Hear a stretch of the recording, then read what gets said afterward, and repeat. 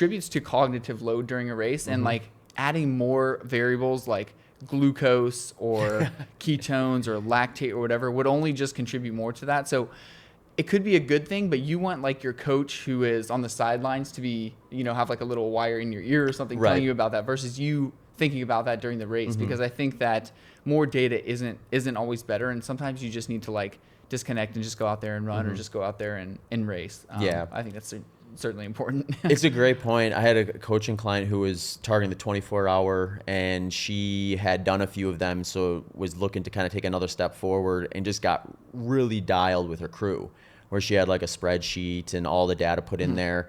And we had a conversation kind of before her race, and she's getting nervous like everyone does before a race. I was like, what you really need to do is you need to stop worrying about the spreadsheet and what's on it, and just commit to one thing, and that's do what your crew tells you to do.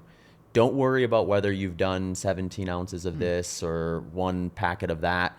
Just don't ignore your crew, and make sure the crew has a set of non-negotiables where they're like, this is what you need to have. You can't say no to this. These are options. So if you say yes, we'll give it to you. If you say no, we're not going to push it on you or anything like that. So then she goes into that event. All she has to do is run and do what she's told. So those are the two things she needs to do: is run the right pace, so don't go too fast. Right. It's 24 hours, so don't go too fast too early. And then take what your crew gives you and just know that that's the plan that you drew out and that we know is going to work.